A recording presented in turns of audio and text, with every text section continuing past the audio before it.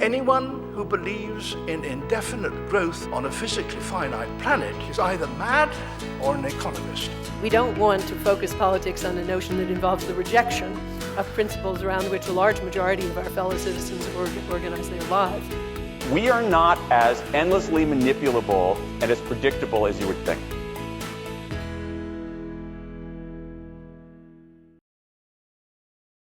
I have a dear friend with a background in espionage who's fond of reminding me that the key distinction that helps spies to stay alive when they're in the field looking for intelligence is the distinction between interesting and important.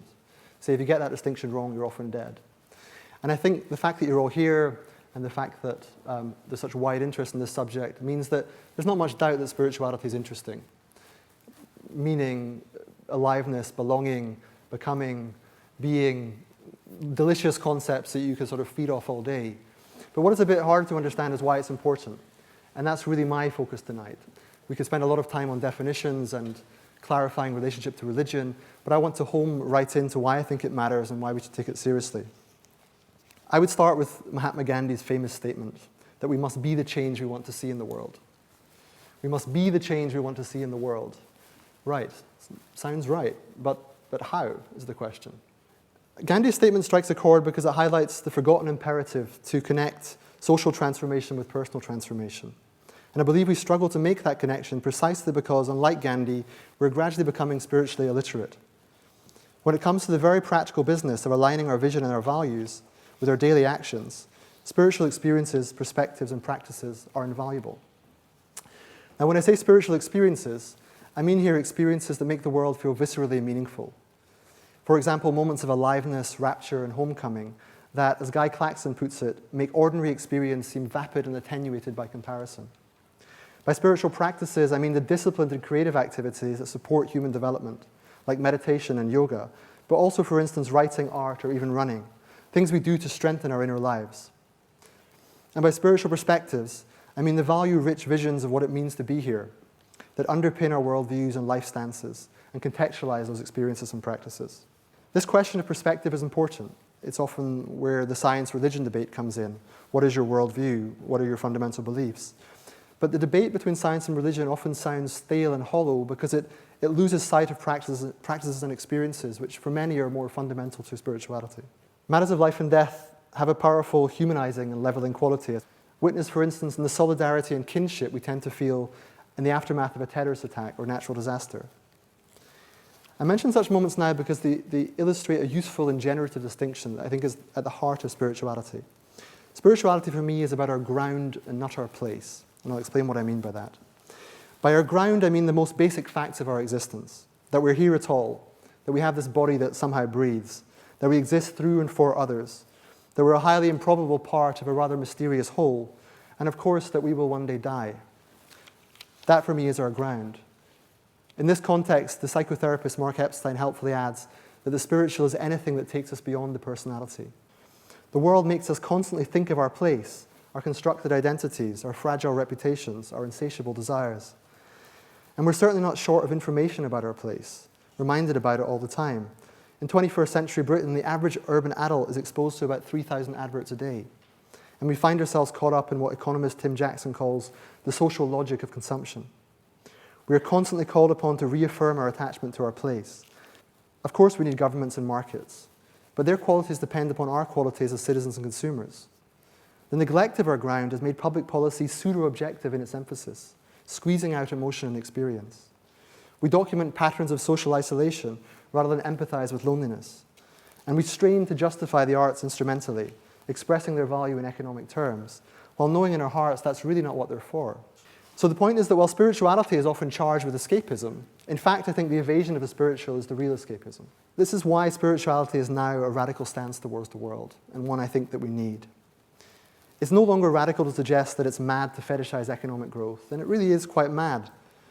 Percentiles of gross domestic product are the focal point of our concerns. Above all, this is a measure of human progress that's completely unrecognizable at a personal scale.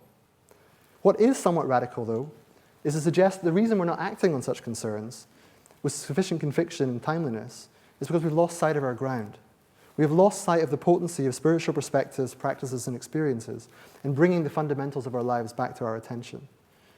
We need to know ourselves more fully, experientially, relationally, scientifically, because only the resulting awareness can help to make sense of why the gap between the way we are living and the world we would like to create continues to endure. But how much do we know about our ground? Experientially, relationally, scientifically. We are not the isolated conscious minds often assumed in our folk psychology and also assumed in many of the debates about science and religion. Rather, we are fundamentally embodied. Any spirituality that ignores how the body influences what we think and do will not be transformative. The success of yoga in the West is precisely because it was grounded in this understanding. And we need to think a little more about what we call the deep social. Not merely that we're social creatures, that's kind of hackneyed old hat stuff. But we're physiologically social. We evolve through and for each other. While empathy for our family and friends may come naturally then, we can dramatically expand this sense of we, this sense of empathy through space and time, through the right kinds of spiritual practice. Coming back finally to the connection between the spiritual and the political, I want to close with a thought from Martin Luther King, who combined the spiritual and the political to such great effect. He said, "Power properly understood is the strength required to bring about social, political, and economic change." One of the great problems of history, he said, is that the concepts of love and power have usually been contrasted as opposites, polar opposites even, so that love is identified with the resignation of power and power with the denial of love. Now we've got to get this thing right, he said. Power without love is reckless and abusive, and love without power is sentimental and anemic. It is precisely this collision of immoral power with powerless morality which constitutes the major crisis of our time. Spirituality, which we have to take seriously, for me is about coming to know the deep sources of our power and love and celebrating the hard but joyous work of bringing them together. Thanks very much. Beyond belief, I think it's a really, really interesting place where we have tripped up very quickly over one of the kind of enduring problems in the Western religious tradition and understanding. And I think it's the idea that belief is sort of propositional. It's like a series of intellectual conclusions. I believe in God becomes a statement which is, I agree that he or she exists. And I think the person who really helped me radically rethink that was Karen Armstrong, when she pointed out the etymology of the word believe, which she argued came from the old Germanic word, which is much closer to a concept of commitment. So behove, I behove myself, I am committed. So I believe in Jesus Christ is an expression of commitment to Jesus. Rather, as I say to my son, I believe in you, at the beginning of a football match. It's an expression of confidence and trust. And I think, therefore, you can't get beyond belief. We all operate out of and in multiple relationships of confidence and trust. The next thing is spirituality. I really don't like this word. I went to a wonderful reading by the poet Michael Simmons Roberts, and he has a reputation for having an interest in religion, and of course in the questions at the end of it, someone said to him, what about your spirituality? And there was a very, very long pause, and finally he took a deep breath and he said, I think the spirituality word needs a long rest to recuperate its strength. Spiritual has become associated with a sort of free-floating, deracinated form of sort of personal growth and has lost that connection to a social, communal or political context, which of course I think is what Jonathan's trying to put back together again. But I also think another problem about the word spiritual is that it speaks to a sort of splitting, so that the spiritual is sort of over there and you have the kind of, the physical over there, and these are very, very sort of separate human needs. And then, of course, there's the material. And, this is a person is a sort of amalgam of all these different sort of sides and dimensions. And then you run into the problem with people saying, I'm just not a spiritual sort of person. Rather as I might confess that I'm not very musical. And it's sort of become a form of an aspect of your personality. I just happen to be spiritual. I just happen not to be spiritual. And it's that kind of splitting which I think means that you can sort of choose or not choose. You can, pursue your yoga or church going at the weekend and then pitch up at work on a Monday morning and, close down X number of businesses as a bank or whatever else you might want to be doing in your work. Just to start on the really important one, which is this imperative to connect social transformation with personal transformation. And perhaps I would add into that social transformation and political engagement with personal transformation. These are profoundly interconnected.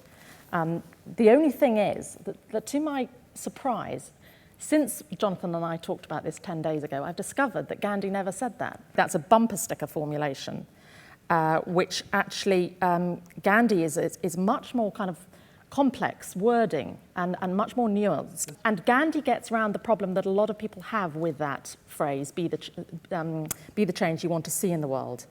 Because the danger about that phrase is that maybe that's as far as you go in terms of seeking change. So if you change yourself, you don't need to really worry about anything else. Get yourself in order ethically, and then you don't actually need to engage in those complex, difficult, painful collective struggles. Gandhi, I think, in his much longer formulation, I mean, I wasn't going to read it out, it's a paragraph or two actually, has been compressed, and I think we lose the real force of what Gandhi is saying, which is very, very much your point, Jonathan, about connecting social transformation with political struggle and with personal transformation.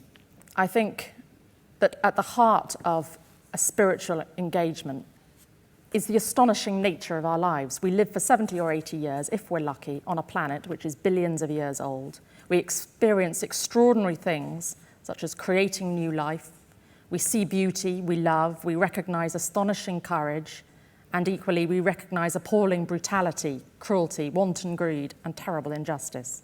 This is what being human is all about, and all these questions permeate every aspect of our lives. And that's why splitting them off and describing them as spiritual is a form of evasiveness, rather than putting them right at the heart of our lives and begin to think through what is a sustained form of engagement with these really, really difficult things. And it's that sustained engagement that I think religious traditions at their best have always offered. They offer a structured way to live with things which are profoundly uncomfortable. So I prefer to see all of this really as a conversation about what it is our human nature, what are we as human beings, fully responsive to the predicament and uncertainty of our lives. I'm the director of Theos, which is a religion and society think tank with a broad Christian basis, and we've done quite a lot of research in this area on kind of post-religious Britain. What does this group who sit between the kind of committedly religious and the sort of consistently atheist, who are probably the majority of the population, what do they look like? How do we perhaps believe, behave, belong? But I think I'm here not because of that research that Theos has done, but because I am a Christian, because I'm the kind of out religious person on the panel, and I can perhaps help us explore some of the what the relationship might be, or what it has been, what it could be, and what it should be between the kind of spirituality that Jonathan is proposing and between faith traditions. And I think the key thing is the conception of the human. I think there's a fascinating and very welcome anthropology running through what Jonathan has said, which rejects the Homo economicus model. And instead what I see Jonathan proposing is a much more kind of honest and authentic anthropology, which acknowledges our interdependence, which acknowledges particularly, and this is what I think's so honest about it, our frailty, our failing, our sadness and our sorrow. And this is something that Christianity and other faith traditions have been very comfortable with. One of the things that attracted me to Christianity actually was its psychological realism. It felt like its vision of the human being as both full of original glory and potential and grace and love, and a very deep shadow side made sense of how I felt about myself and the humans I encountered in the world. Of course, the classical doctrinal word for this shadow side is sin. And I sometimes think maybe we should try and resurrect that word, but it's become to be associated with kind of lingerie and chocolates. So a more accessible way of describing it, which has been coined by Francis Spufford, and I need to give full credit to him, and forgive my language here, but I think you reduce the impact of it if you bleep it. He uses the phrase, the human propensity to fuck things up. This concept that we're grasping at, as has often been said, is fundamentally at the heart of the human problem. And no amount of wealth, health, or Apple products, as we have found, can fix it. Spirituality that takes this seriously, that is willing to occasionally problematize human nature rather than excusing it, which looks unflinchingly at, as Jonathan puts it, the gap between the way we are living and the way we would like to be living, which echoes St. Paul, can only be welcomed. We are not evidence Daleks.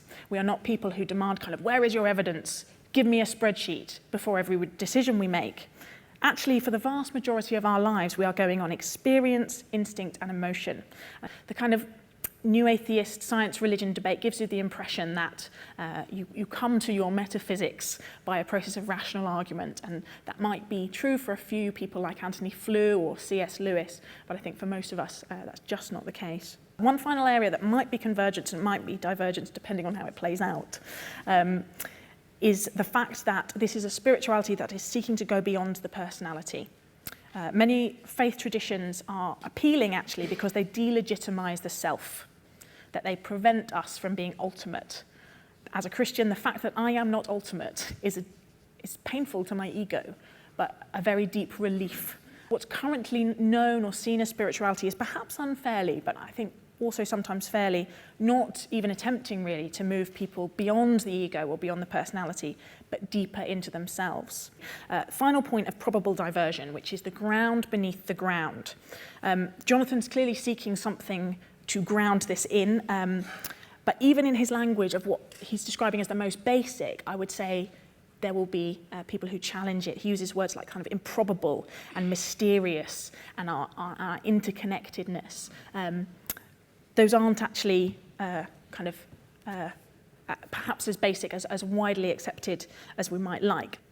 So finding not even an objective ground, but a shared subjective ground is an ongoing challenge for a project like this. And that obviously plays into the idea of a shared spirituality and a kind of community.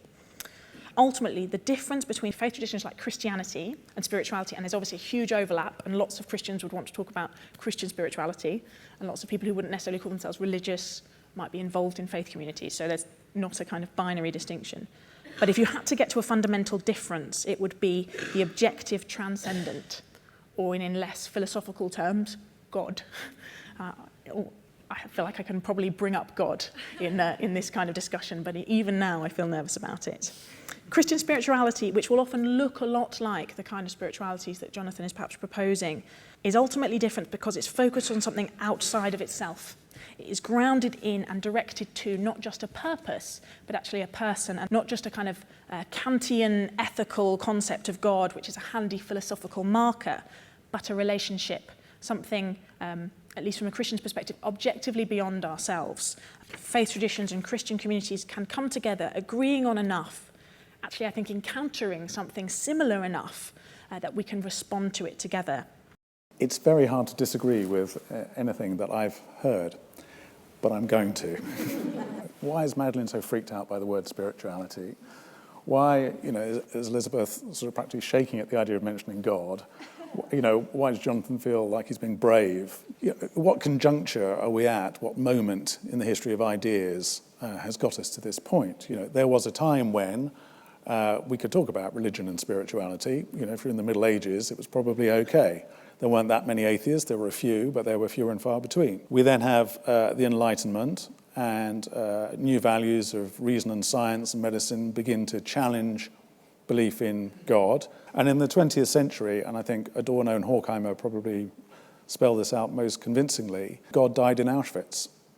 How do you possibly believe in anything spiritual, religious, after the experience of the death camps, right? So it seems like we've gone through a sort of phase of belief, doubt, and atheism in the face of what appears to be sheer evil, and are now coming out the other side in some way. But how we come out the other side is the question, and there's something about the agenda here which is to do with whether or not it's time yet to reclaim spirituality, regardless of whether it's the right word or not at the moment. Is it time? Can we put our heads above the parapet yet and start talking about it once more? It's difficult for people who might naturally be atheistic because of their education to adopt a religion. And religion has all sorts of connotations that we now have learned to distrust. So we've arrived at this point where it's kind of almost time to sneak back and start thinking about spirituality, but we don't want really to be religious. So what are the choices? Can you really be spiritual without being religious? I don't think it's enough to run yourself a bath, put in some aromatherapy oils, light the candles, sort of breathe deeply and, think about Gandhi and, poor suffering children in Africa and how you're going to donate some money in order to be spiritual. I mean, I think that is a lifestyle choice. For me, that is not a spiritual practice in any way. It seems that the first instinctive step out of the woods is to what I would call a sort of ethical humanism. It's like we believe in the value of the human, the word human is used a lot, and we believe in ethics, being ethically good. Okay? Now, I don't have a problem with ethical humanism, and how could you? But I still am not sure whether that is the same as spirituality or counts as spirituality. And you can be very human, very humanist, you can be very ethically good, you can be virtuous. Have you accounted for all of spirituality and spiritual life once you've done that? I think there has to be a point in spirituality where the human gives over, is no longer in play as the human. Because the important thing about the relationship with the divine is that humanity itself is in some way reframed or touched in a different way or altered or transfigured. So the very value of humanity, I think, has to be put in question once we start talking about humanity. I don't think it's good enough just to say we're good humans. I think most of the so-called spiritual practices at the moment, like you were saying actually, are not difficult at all. They're rather easy. You go away to a nice retreat, in Spain or somewhere, do lots of yoga, eat some organic food, come back and slightly show off to your friends in a slightly self-effacing way. And it's, that is not difficult. There's no discipline in that. There's nothing which I think moves you beyond your humanity, which is where I think the most interesting edge of spirituality lies. And after all, the word spirituality contains the word spirit, which is an even more contentious thing, I think, to speak about. We've talked about embodied knowing. We are embodied creatures. The transcendent being in Hegel, who writes a lot about the spirit, he wrote a whole book called The Phenomenology of Spirit. He said the spirit must appear, it must become real, or it's not valid. If the spirit doesn't manifest, it's just an abstraction. It's got to become a phenomenon. It has to be phenomenologically present. So it has to become embodied. But just because the spirit becomes embodied, it doesn't mean that there's a splitting between spirit and body. The two are integrated in some way. So it's how, for me, we are embodied and spiritual while being ready to put our humanity aside. And that, for me, is the interesting question.